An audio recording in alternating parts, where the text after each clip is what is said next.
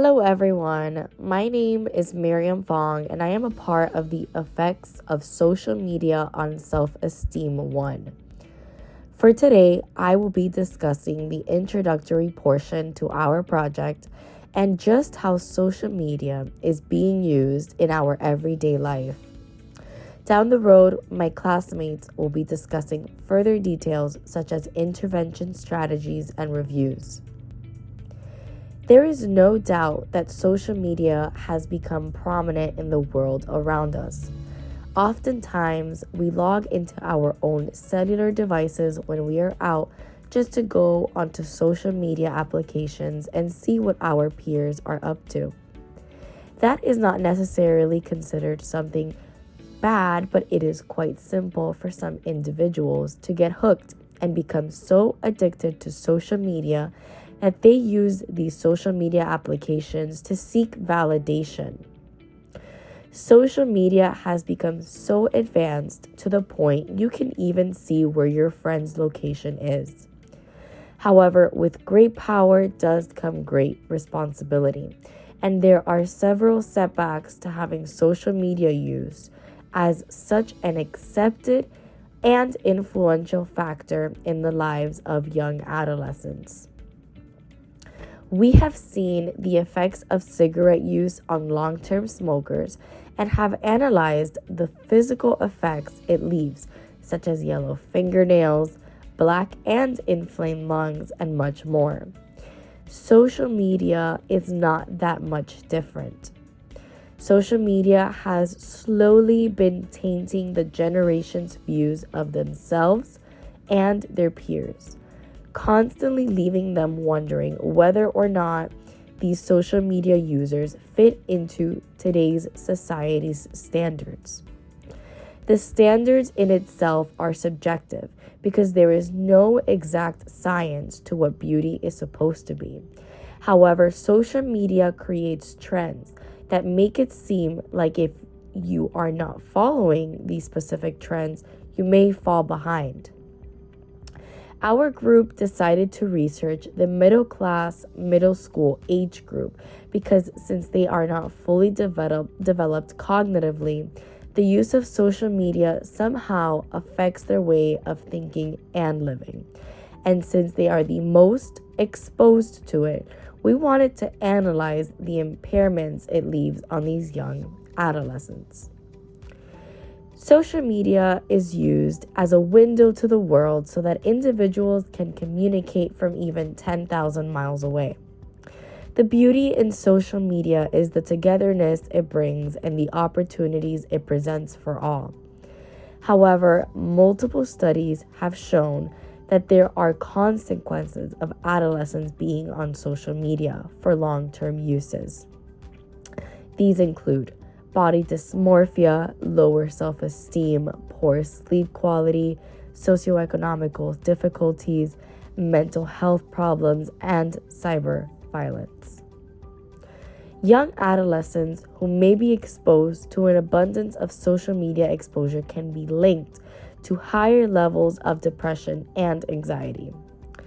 This also ties into the poor quality of sleep due to the fact that adolescents are staying up past their suggested sleep time, being on applications such as YouTube, Instagram, or Twitter.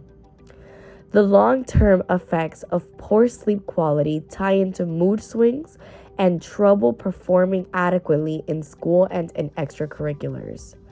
Unfortunately, cyberbullying has also been on the rise as a result from social media growth. There have been several cases where young teenagers have taken their life as a result of cyberbullying. An excruciatingly disappointing cyberbullying example is one of Mallory Rose Grossman. The sixth grader had been facing up to 9 months of cyberbullying and was battling internally.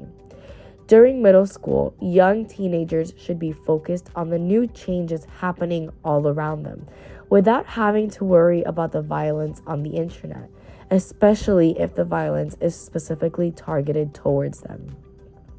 Unfortunately, on June 14, 2017, Mallory lost her battle. Her lifeless body was hanging in her bedroom closet. She was pronounced dead at 7:05 p.m. Unfortunately, Mallory was only 12 years old. The goal is not to see social media as an easy way to harass others, but rather to use social media as a portal to communication within individuals. Up next, Arianna will be touching on the body dysmorphia aspect of social media effect and just how, after filters and Photoshop, pictures can be edited to alter reality and bring a new perspective to social media users. Elizabeth will also be discussing the finite resources, and Maria will be ending with the details about cyber violence that is presented in the social media world and how it puts at risk our youth's safety. Finally, Orland and Jessica will be guiding towards the intervention strategies that can best conquer the overexposure to social media and turn it from once an unsafe environment to a welcoming and bolstering one instead. The use of social media in young adolescents has been proven to create many negative drawbacks. One of those issues being how their self-esteem is affected because of the media. Psychologist Leon Fissinger developed a theory called the social comparison theory, which is essentially the idea that individuals determine their social and personal worth based on how they compare to others. When we take the social comparison theory and body dysmorphia, there is a connection between the two. That connection is social media. Social media allows teens to measure how well they are doing based on what they see online. Their social media following can consist of users who are older in age, enhance their pictures, or are creating a facade. These platforms are not a true representation of society. They are in fact a manipulated applications in which the user decided what they want to be shown. Of course, everyone wants to put forth their best image, but realistically, it is not real when said application is closed. Young female adolescents are not the only ones being affected by social media. Arguments can be made that men in general suffer less societal pressure to look a certain way, but this does not take away from how their body image is being affected. For example, they spend their pastime scrolling through applications such as Instagram when they see a fitness influencer who has illegal substances in their body. The boy is now under the impression that he needs to look like that in order to be perceived as good-looking, successful, and attractive to the female population. At their age, they will not look like that genetically. It is not possible at this stage in their life. Since children are so easily influenced, the boy could possibly create unhealthy eating habits because they are trying to achieve the look they saw on Instagram. Dr. Khanna and Dr. Sharma of the Department of Clinical Psychology in India followed a case report on a 21-year-old female who suffered from body dysmorphia disorder. They reported that due to the constant use of social media, the patient would continuously check herself in the mirror every hour, avoid going out in public, and when she did go out, she would specifically avoid looking in a mirror in case she looked bad. After she attended therapy for 15 sessions and decreased her social media intake by 2 to 3 hours every day, she started to feel positive once again. A study by Mariska Clemens was conducted in order to investigate the effect of manipulated images on body image. The study was aimed at targeting younger females. Each picture that the girls were shown were edited in some way, from facial alterations to body modifications. The young girls were able to detect the use of filters and effects, but when it came down to detecting the body modifications in the image, they were not detected as well. This proves how easily influenced these girls are to these false idealizations created by social media. I'd like to present you two side-by-side comparisons of the same Instagram influencer in an edited and non-edited photograph. If you were to have seen just the edited image, you would not have thought there were any modifications made to the image. In fact, there is a clear facial alteration filter which adds makeup, a clearer complexion, and enhances her features. In the full body image, we see both her face and body have been altered. Stop and ask yourself, have you ever been a part of this? Many of us have, and it is not good for our mental health either. This ongoing false mindset that we have on beauty is now resulting in an overwhelming abundance of cosmetic procedures, many of these patients being younger than we have ever seen before. Body dysmorphia can be amplified by both the consumer and the producer. But what does this mean? This is a never-ending cycle that will occur. The young child who was under the unrealistic pretense they saw on Instagram will now possibly start editing their photos as well to look like the picture they saw online, setting up the cycle once again to their own followers. I'd like to reiterate that no one in this world is perfect, and allowing these young children to believe they need to be is absurd. At such a young age, young adolescents should not be comparing themselves to what they see online. Many young adolescents experience body dysmorphia, and this can be amplified due to the use of social media.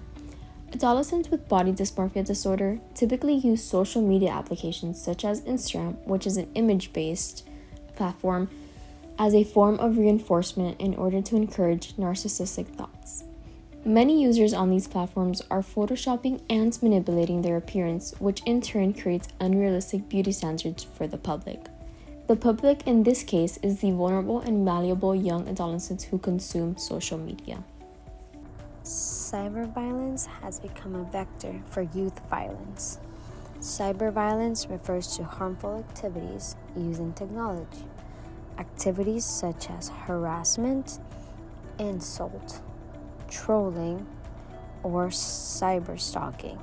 Cyberviolence can be done through any application, such as Snapchat, Facebook, Twitter, Instagram, and many others. Cyberviolence is more prevalent than traditional violence and bullying since it can occur at any time during the day. Cyberviolence has become prominent with the middle school age group. The social media influence of adolescents has been linked to higher rates of suicide and actions of self-harm. Adolescents who spend more time on social media have a higher chance of being victim of cyberbullying or by receiving direct attacks from others on their sense of self, well-being, and self-esteem. Cyberviolence includes cyberbullying, cyberharassment, cyberaggression, and online shaming. Research shows the prevalence of cyberbullying ranges from 10% to 35%. Behavior such as excluding some from cyber groups may be unintentional, but for the victim, it may be seen as it was done on purpose, which would make them feel upset and would lower the self-esteem, making them fall into the category of cyber violence. Perpetrators often do not perceive their own behavior as harassing and do not recognize the impact of their behavior on victims. Research shows that involvement in cyber violence has a negative effect on development in adolescence. Consistent findings have demonstrated that victims tend to have a lower esteem than peers who are not victims. These results could be explained by the fact that the experience of being a victim decreases self-esteem, or that those with low self-esteem are more likely to be targeted as a victim. Victims often experience feelings of anxiety, fear, and sadness, which may affect their learning and attitudes towards school. Victims of cyber violence may be more likely to feel helpless and isolated when experiencing an anonymous attack through social network or in any other way. It is possible that victims are unable to find out the perpetrator's identity or lack of knowledge about what to do in that situation. uninvolved participants had significantly shown to have lower levels of stress than other groups, while perpetrators or victims that are involved in cyber violence had significantly more signs of stress compared to those peers that are not involved in it. Usually, victims of cyber violence tend to spend more time on the internet on weekdays than uninvolved participants, demonstrating how involved they are and how it affects them more on a daily since they are constantly in those applications. Children and adolescents today are involved in cyberspace, which may lead to adverse consequences. They nowadays rely on the internet for many things, including interactions and social connections. Finite resources are excessive time spent on social media that encroaches on other activities more beneficial to psychological well-being. Research has shown that there is a link between Facebook use and experiencing a negative mood. This term is called Facebook depression. This feeling associates time spent on Facebook as a wasted, meaningless activity. When adolescents are on social media platforms constantly, they may start to experience decreased self-esteem and depression. This is because users most of the time will post accomplishments and happy moments that can make others feel bad about how their own lives are going. Face-to-face socializing. Computers and internet access are virtually present in all homes, regardless of family income. More than 93% of American adolescents go online daily, and nearly 3/4 use one or more social media sites. Half of adolescents admit to being on the internet constantly. The most popular sites amongst adolescents are YouTube, Instagram, and Snapchat. 3/4 of all adolescents have their own smartphone or access to one. Adolescents actually spend less time on their phones talking to other people than they do in other activities, such as texting or accessing social media. Adolescents who frequently use social networking sites have been linked to greater parent-youth conflict. Academic disturbance. Along with also experiencing academic disturbance, adolescents' GPAs are often lower in comparison to those who have Facebook and other social networking accounts when compared to those who don't. The reason for the disturbance is less time spent studying and inefficient studying due to multitasking with social media accounts. Students who are on their phones while studying or have a social media addiction issue may have a harder time focusing in school. General exercise. Data was obtained by the School Physical Activity and Nutrition Survey, SPAN, a surveillance system designed to identify factors among school-aged adolescents. Adolescents on social media who spend more than 6 hours each day watching TV, YouTube, and movies, playing video games, or listening to music and surfing the internet have a higher risk of obesity. Those also spend more than 6 hours watching screens also had higher odds of unhealthy eating behavior because of increased calorie intake while watching the screens. Adolescents also experience more inadequate sleep hours than those who spent 2 hours or less watching screens. Spending more than 6 hours on screens is a significant factor for obesity.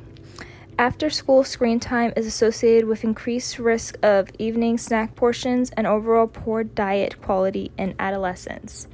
Epidemiologic studies have reported that consuming most daily calories in the evening is associated with higher BMI, which is body mass index.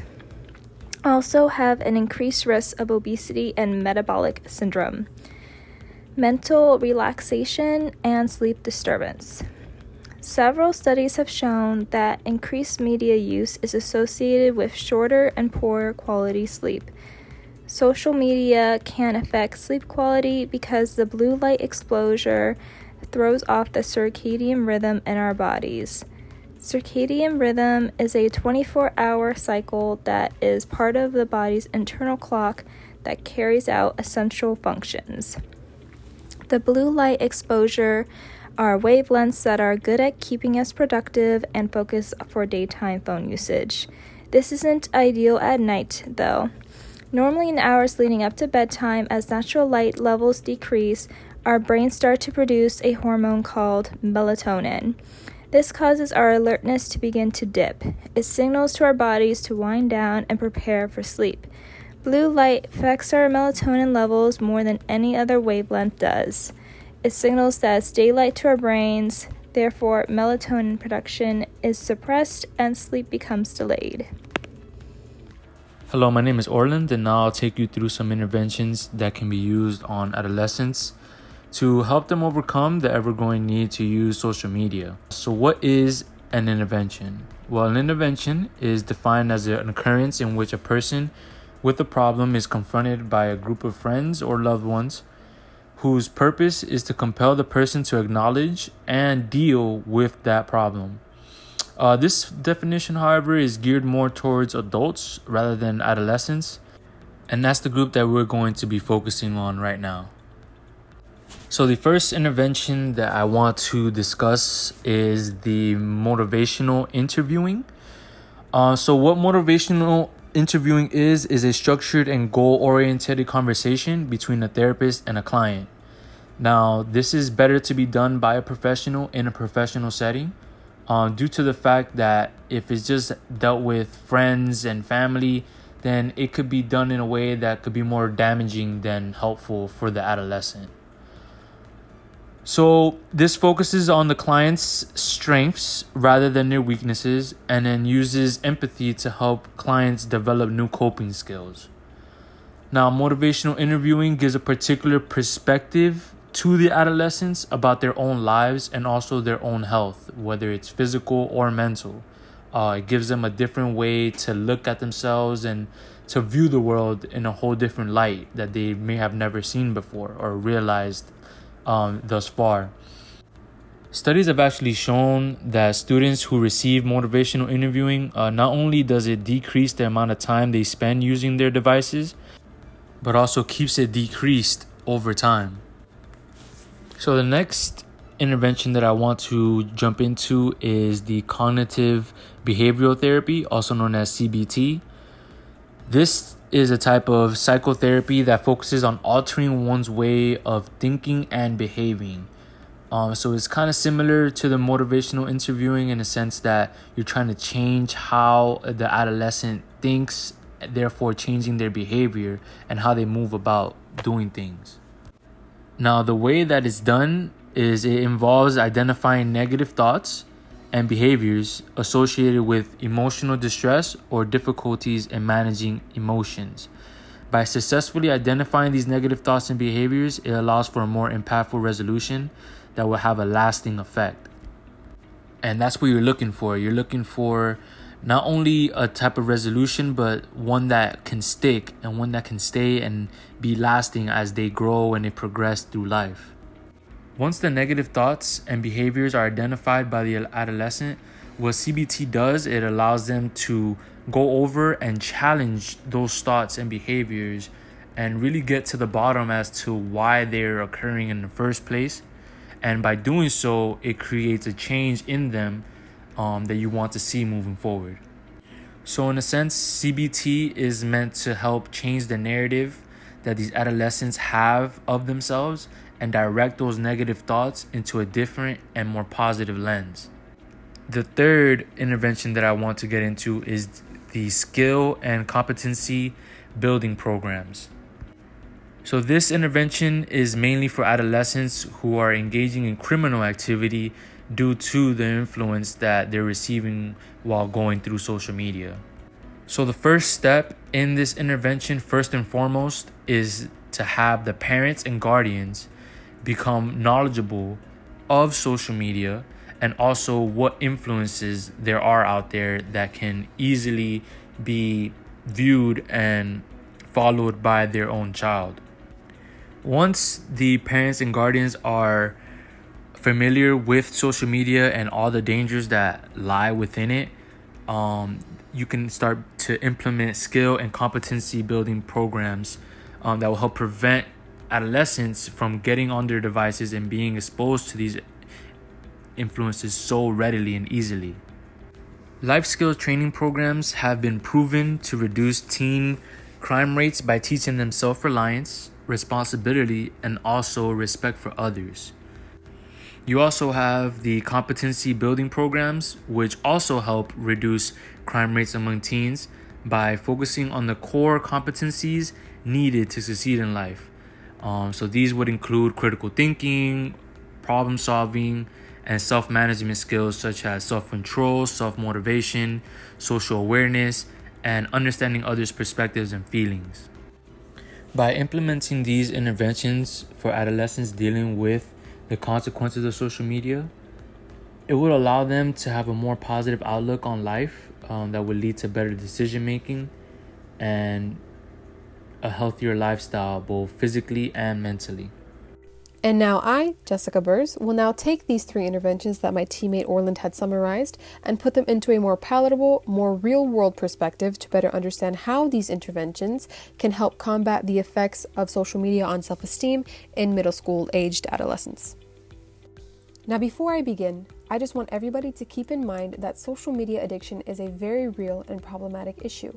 However, in our scenario, with our sample being middle school-aged adolescents, we feel as though their usage stems more from a fear of missing out and societal pressure more than anything else. We found an example script of a motivational interview from the University of Connecticut's Rudd Center, which encourages solutions for issues such as food insecurity, weight bias, and the stigma that comes along with it. These issues often come from low self-esteem, which can be a direct result from the harmful effects of social media. However, for the sake of an example, we have altered the script to better suit our current scenario. In our scenario, the purpose of motivational interviewing would be to simply talk to the adolescent about the harmful effects of social media and give them the opportunity to make a decision for themselves on whether or not they should limit their usage. In this state, you would validate the adolescent's experience with social media and understand why they would not want to distance themselves from it. However, you would then explain and give them reasoning as to why they should limit their usage. Continuing in the pre-contemplation stage, you would encourage them to explore themselves outside of social media by gaining a new hobby or finding a new passion. Once the adolescent becomes aware of how the overusage of social media can not only cause them anxiety or depression, but all in all impact their future, then they'll enter the contemplation stage of motivational interviewing. As the name suggests, in this stage is where the adolescent will contemplate whether or not they should limit their usage of social media. Again, the adolescent's experience with social media will be validated. However, in this stage, they will be given pros and cons about limiting their social media usage. They will then, again, be led to further self-exploration. And if the adolescent resonates with any of the issues that will result from the effects of social media on their self-esteem, they'll then enter the preparation stage. As this is the last stage in the motivational interviewing process, it is pretty self-explanatory that the steps to limit the usage of social media will be discussed and taken into consideration for the adolescent to use in the near future. However, we can't deny that it is extremely hard to get rid of social media in the adolescent's life entirely, especially around their age, which is why we'll be moving straight into the second intervention. As previously discussed, the second intervention is cognitive behavioral therapy, which, to put it into layman's terms, is taking the negative thoughts and reprogramming them into more positive thoughts. Included some examples to see how the adolescent can use cognitive behavioral therapy in their everyday life as they scroll through social media. The fear of missing out is a pretty intense feeling, as it results in anxiety and depression due to not feeling adequate enough to be with others your age in a social environment. If an adolescent were to see this picture, they could think thoughts of, oh my gosh, they didn't invite me, they must hate me, I'm probably not wanted, I'm such a loser. Thoughts like these are actually quite common, and I'm sure many that are close to you or even yourself are victim of these thoughts. However, with cognitive behavioral therapy, you can reprogram these thoughts by essentially justifying why you might not have been there, which is a neutral reaction, or putting things in a more positive light. The more neutral reactions could have been a possible excuse. I was out with my family anyway. I had a major school project due that night. I wouldn't have gone even if I was invited. Or more positive thoughts, such as, oh my gosh, they're having so much fun. Maybe I can be invited next time. Another example relates more with self-esteem and body image. As young girls can see this picture of a well-known celebrity, a popular person, and think those intrusive thoughts of, I wish I had a body like that. Everyone is complimenting how pretty she is, but I look nothing like her. I'm so ugly, I need to lose weight, and more thoughts such as these. Social comparison is a main factor as to why many young girls nowadays have such low self-esteem, and it's because they can't help but compare themselves to these over-edited or genetically justified pictures of other women. However, with the help of cognitive behavioral therapy, those more negative thoughts can turn into more positive thoughts of, oh wow, she's so pretty, but that doesn't make me any less beautiful. All bodies are gorgeous, beauty is in the eye of the beholder, I love her confidence. Adolescents nowadays can literally reprogram their attitudes just by shifting their perspective. This might not be easy for some at first, but with a little training and extra encouragement, an adolescent can rewire their brain to be more positive and experience less side effects of the overusage of social media. Finally, we have reached our last intervention, skills and competency building programs. Luckily, we have found many programs that are dedicated to individuals learning important life skills. However, these two specifically target our middle school-aged adolescents. Any type of youth development program, like Full Circle, will dedicate their time to teaching the adolescent important life skills so that they are less impressionable by the things they see on social media, less susceptible to the ill effects of social media, they won't fall victim to misinformation, they'll be able to think more rationally, and they'll change their perspective on the world of social media as a whole. There are also programs such as the Botvin Life Skills Training Program that has dedicated modules such as the ones you see that move up with the child, but these again are specifically targeted towards middle school aged adolescents. Having an adolescent complete these programs will definitely strengthen their mindset and help them not fall victim to the harmful effects of social media. We hope that our introduction, information, and interventions help bring the importance of protecting our youth against the harmful effects of social media. As it is as easy as day to find any information within the blink of an eye on the internet, it is unfortunate to say that the negative effects of social media can happen at an even faster rate, which is why we must protect our youth by the following interventions that we've mentioned. Thank you for watching.